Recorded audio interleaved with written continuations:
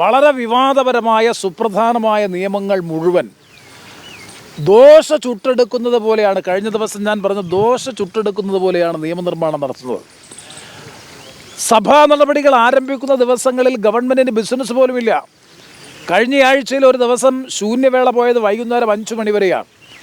അന്നൊന്നും ഈ bill introduce ചെയ്യാനോ ചർച്ചയ്ക്കോ ഗവൺമെൻറ് തയ്യാറായില്ല.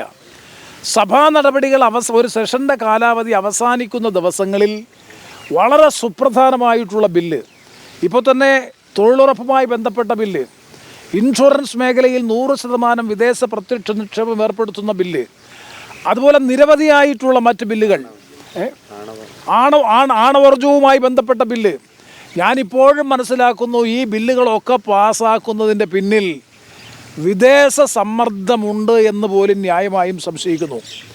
കാരണം ഇന്ത്യയും അമേരിക്കയും തമ്മിലുള്ള ഫ്രീ ട്രേഡ് എഗ്രിമെൻറ്റ്, ആ ഫ്രീ ട്രേഡ് എഗ്രിമെൻ്റ് അല്ലെങ്കിൽ സ്വതന്ത്ര വ്യാപാര കരാർ നടപ്പാക്കുന്നതിന് അനുരോധമായ സാഹചര്യം ഒരുക്കാനാണോ ഈ ഇൻഷുറൻസ് മേഖലയിലെ 100% വിദേശ പ്രത്യക്ഷ നിക്ഷേപം അനുവദിക്കുന്ന നിയമവും, അതുപോലെ തന്നെ ന്യൂക്ലിയർ ഊർജത്തിൻ്റെ കാര്യത്തിൽ ആണവോർജം വിദേശ സ്വകാര്യ കുത്തകകൾക്ക്, സ്വകാര്യ കമ്പനികൾക്ക് യഥേഷ്ടം ആ മേഖലയിൽ പ്രവർത്തിക്കാൻ അവസരം കൊടുക്കുന്ന, എത്രയോ സ്വാതന്ത്ര്യാനന്തര ഭാരതത്തിൽ ഇന്നലെ വരെ നിലനിന്ന പൊതുമേഖലയിൽ മാത്രമായിരുന്നു ആണവോർജ മേഖലയിലെ ന്യൂക്ലിയർ പ്ലാന്റുകളുടെ നിർമ്മാണമായാലും പ്രവർത്തനമായാലും ഒക്കെ ഉണ്ടായിരുന്നതെങ്കിൽ ഈ നിയമനിർമ്മാണത്തിലൂടെ അത് പൂർണ്ണമായും സ്വകാര്യവൽക്കരിക്കപ്പെട്ടു.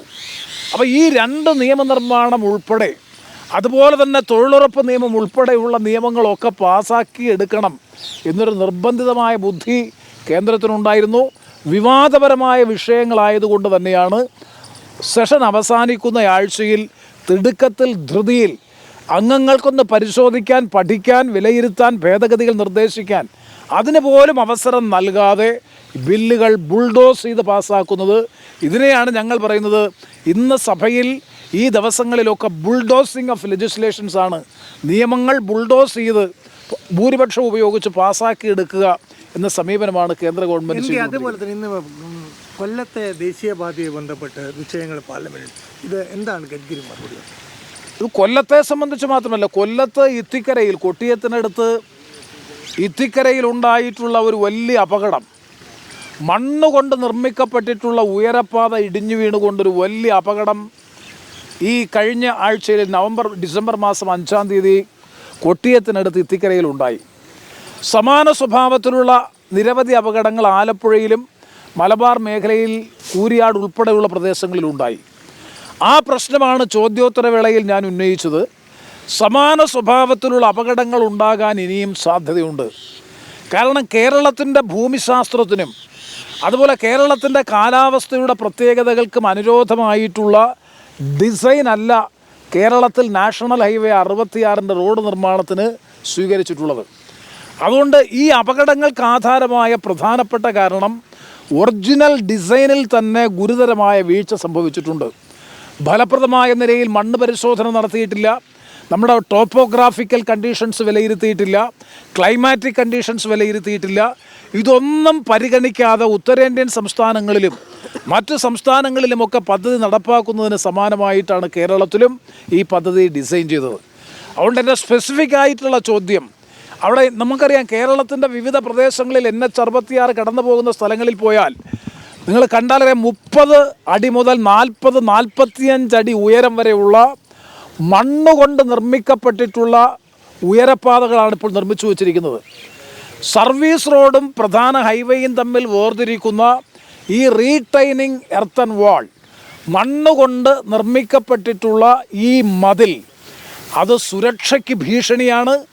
ഗുരുതരമായ അപകടങ്ങൾ ഭാവിയിലും ഉണ്ടാകാൻ സാധ്യതയുണ്ട്. അതുകൊണ്ട് ആ മണ്ണുകൊണ്ട് നിർമ്മിക്കപ്പെട്ടിട്ടുള്ള ഉയരപ്പാതകൾ മാറ്റി തലസ്ഥാനത്ത് കോൺക്രീറ്റ് പില്ലറുകളിൽ കോൺക്രീറ്റ് എലിവേറ്റഡ് ഹൈവേ നിർമ്മിക്കണം എന്നുള്ളതായിരുന്നു സഭയിൽ ഞാൻ ഉന്നയിച്ച ചോദ്യം. വളരെ പോസിറ്റീവായിട്ടുള്ള മറുപടിയാണ് കേന്ദ്രമന്ത്രി ശ്രീ നിതിൻ ഗഡ്കരി പറഞ്ഞത്. ഞാൻ ഉന്നയിച്ച നിർദ്ദേശം തീർച്ചയായും പരിഗണിക്കും.